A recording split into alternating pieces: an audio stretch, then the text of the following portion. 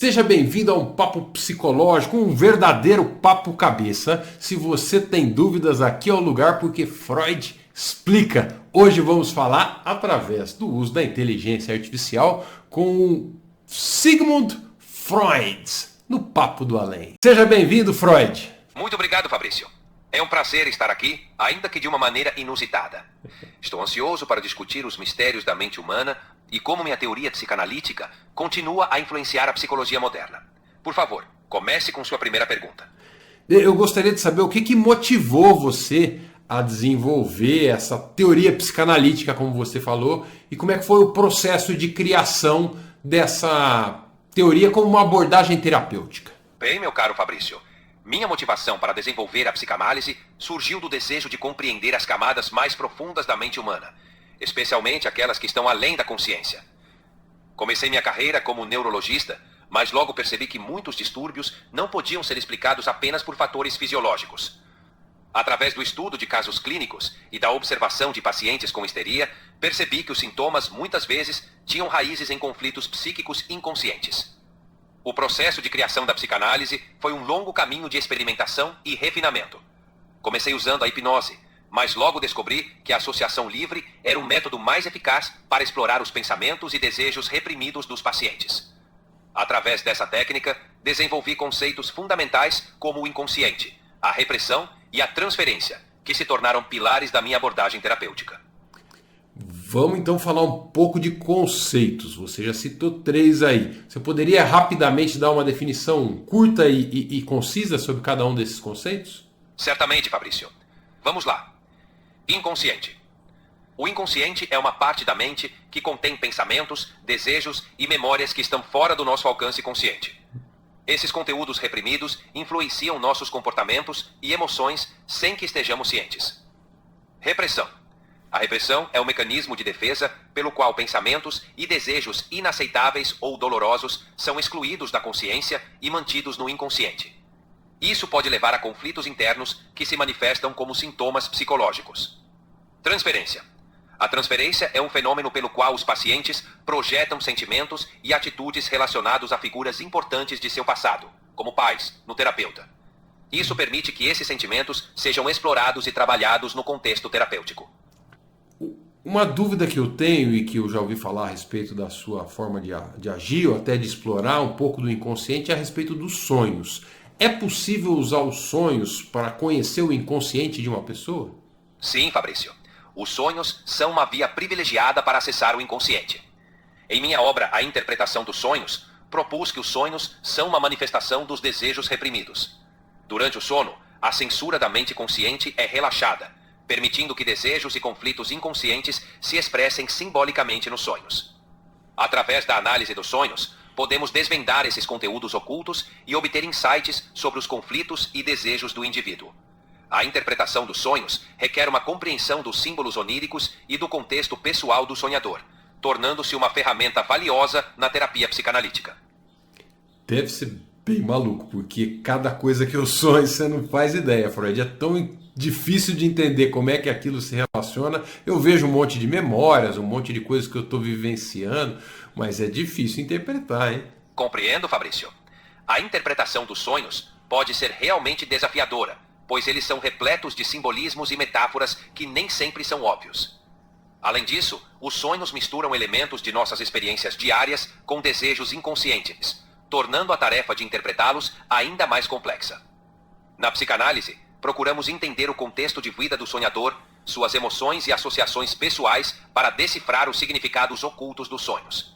É um processo de descoberta que pode trazer à tona insights valiosos sobre nós mesmos. Interessante. Deixa eu te fazer perguntas sobre outros aspectos que eu ouvi dizer das suas teorias. Tem alguns conceitos que eu gostaria de entender. São os conceitos de ID, ou ID, eu não sei como é que você fala, ego e superego. Claro, Fabrício. Vou explicar esses conceitos fundamentais da psicanálise. 1. Id. Pronuncia-se id mesmo. É a parte mais primitiva da mente. O id é a fonte de nossos impulsos e desejos instintivos, buscando satisfação imediata de prazeres e evitando o desprazer. Ele opera com base no princípio do prazer, sem considerar a realidade ou a lógica. 2. Ego. O ego se desenvolve a partir do id e atua como um mediador entre os impulsos do id e as exigências da realidade. Ele funciona com base no princípio da realidade, buscando maneiras racionais e realistas de satisfazer os desejos do id, levando em conta as normas sociais e as consequências de longo prazo. Superego. O superego representa a internalização das normas, valores e ideais da sociedade, aprendidos com os pais e outras figuras de autoridade. Ele age como uma espécie de consciência moral, julgando as ações e pensamentos do ego, recompensando o comportamento adequado com sentimentos de orgulho e punindo o comportamento inapropriado com sentimentos de culpa. Esses três componentes interagem entre si e influenciam nossos pensamentos, comportamentos e emoções. A saúde mental depende do equilíbrio entre o id, o ego e o superego. Quando esse equilíbrio é perturbado, podem surgir conflitos internos que se manifestam como sintomas psicológicos. O trabalho terapêutico na psicanálise envolve trazer à consciência esses conflitos inconscientes, permitindo que o indivíduo os compreenda e lide com eles de maneira mais saudável. Essa compreensão ajuda a fortalecer o ego, tornando-o mais capaz de mediar entre os impulsos do id e as exigências do superego e da realidade. Interessante, fazer o ego, trazendo para a consciência, controlar ou pelo menos mediar de uma maneira mais estruturada o id e o superego. Eu já ouvi muito falar a respeito das suas teorias que você tinha uma certa fixação ali pelas questões sexuais, ou pelo menos você estudou bastante esse assunto. E aí você inclusive desenvolveu fases do desenvolvimento psicossexual para influenciar a formação da personalidade de uma pessoa. Como é que é essa sua teoria que relaciona sexo com desenvolvimento de personalidade? Sim, Fabrício. Eu propus que o desenvolvimento da personalidade está profundamente ligado às experiências sexuais durante a infância. Chamei isso de desenvolvimento psicossexual. Aqui está um resumo das fases. 1. Fase oral. 0-1 ano. A zona erógena é a boca. A satisfação é obtida através de atividades como sucção e mordida. Problemas nessa fase podem levar a comportamentos como dependência ou agressividade oral. 2. Fase anal. 1 a 3 anos. O prazer é obtido através do controle da eliminação. Questões nessa fase podem resultar em personalidades excessivamente controladas ou desorganizadas. 3. Fase fálica. 3-6 anos. A atenção se volta para os órgãos genitais. Nesta fase surge o complexo de Édipo, em que a criança desenvolve uma atração pelo genitor do sexo oposto e rivalidade com o do mesmo sexo. Resolução inadequada dessa fase pode levar a problemas de identidade sexual. 4. Fase de latência. 6 anos até a puberdade. Os impulsos sexuais são recalcados e a energia é direcionada para atividades sociais e aprendizado. É um período de calma sexual. 5. Fase genital. Puberdade em diante. Nesta fase final, os impulsos sexuais são direcionados para relações heterossexuais maduras. A pessoa desenvolve um interesse genuíno por outras pessoas e busca a satisfação sexual e emocional em relacionamentos amorosos. O desenvolvimento saudável nesta fase depende da resolução adequada dos conflitos nas fases anteriores.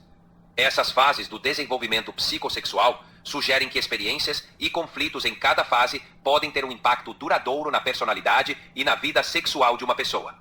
A resolução adequada dos conflitos em cada fase é crucial para o desenvolvimento de uma personalidade equilibrada. Caso contrário, podem ocorrer fixações que se manifestam como características específicas na personalidade adulta. Eu posso ver porque que suas teorias causaram um certo rebuliço e muita gente comenta. Eu gostaria de saber também sua visão sobre religião. Como é que você encara ou entende a religião, tanto para a formação do indivíduo quanto para a formação da sociedade? Bem, Fabrício, minha visão sobre a religião é um tanto crítica.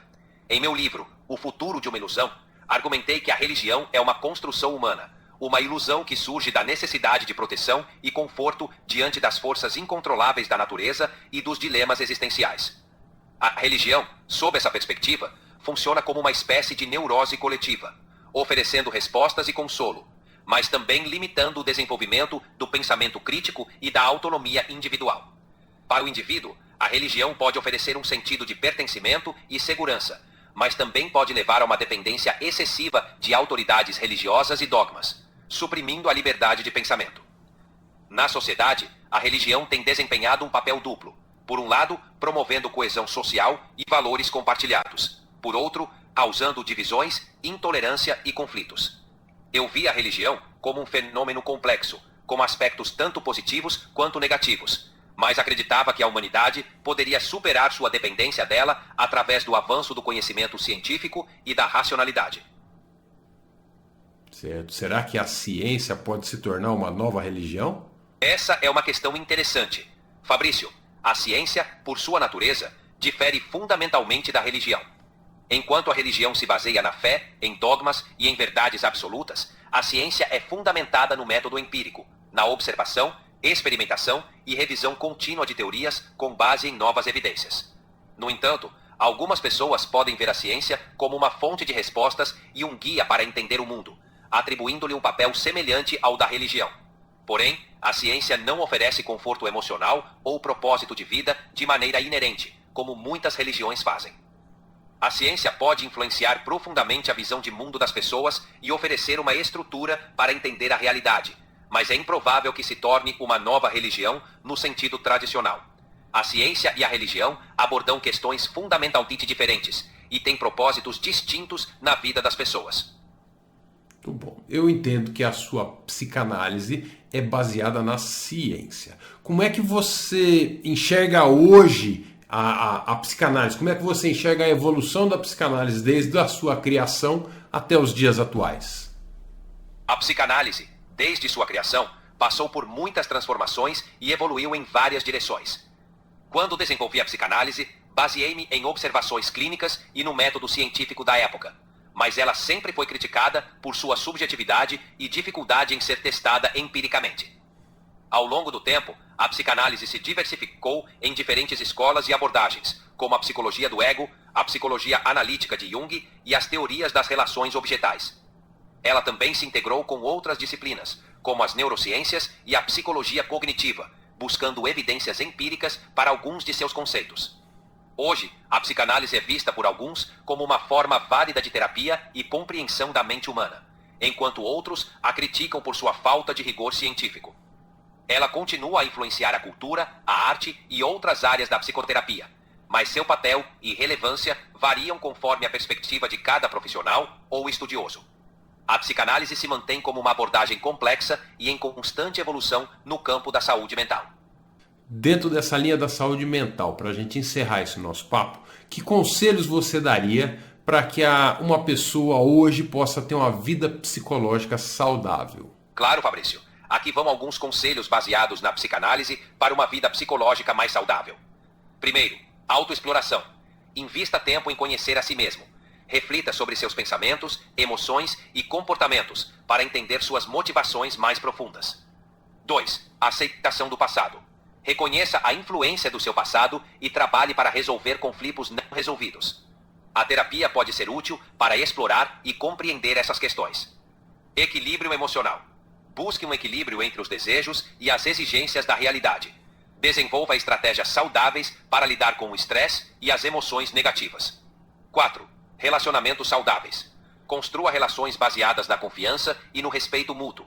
Aprenda a comunicar-se efetivamente e a estabelecer limites saudáveis. 5. Flexibilidade psíquica. Seja aberto a novas experiências e perspectivas. Desenvolva a capacidade de adaptar-se às mudanças e enfrentar os desafios de maneira construtiva. 6. Autocuidado. Cuide de sua saúde física e mental. Pratique atividades que promovam o bem-estar, como exercícios, alimentação saudável e momentos de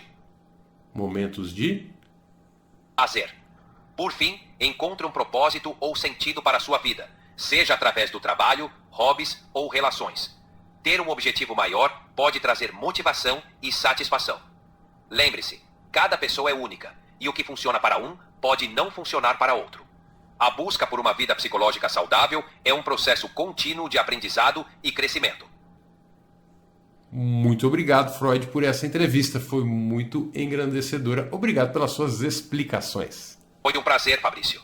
Fico feliz em poder compartilhar minhas ideias com você.